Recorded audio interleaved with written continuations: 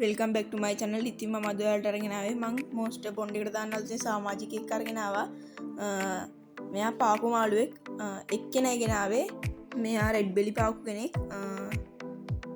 තාම කලර් එන ගමන් තියෙන. හැබැයි ටිකක් කලර් එක නම් තියෙන ලස්සනටම. දැන් මම පොන්ඩ් එක ළඟට ආවා. ෆිල්ටරේ මම පොඩ්ඩක් වෙනස් කරා. පම්ප් එකට ටිකක් ඈතින් බටේකුයි පම්ප් එක කිට්ටුවේ එක බටේකුයි. මම මාළුව ඇක්ලිමේට් වෙන්න දාගන්නවා.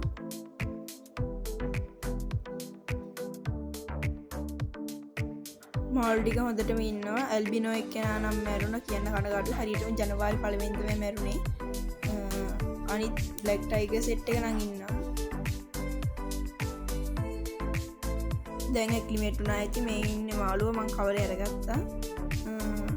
අපි තව ටිකක් වතුරට හුරු කරගමු. කොටා විද්දන්නේ තාම පොඩි පැටියෙක්. දැනට නම් ප්‍රශ්නයක් නැහැ. අපි පැය 2කින් විතර බලමු. දැන් නම් පැය 3ක් විතර ගිහිල්ලා සෙට් එකම එකට ඉන්නවා. පොඩ්ඩක් කොටා ගන්නවා වගේ එකකුත් තියෙනවා. ඒක ටිකක් වෙලා ගියා. හරියාව කියලා මං හිතනවා. ලයික් කරන්න, කමෙන්ට් කරන්න, ෂෙයා කරන්න, සබ්ස්ක්‍රයිබ් කරන්න තම කරන්න එපා. වීඩියෝ එක බැලුවට එන ස්තුතියි.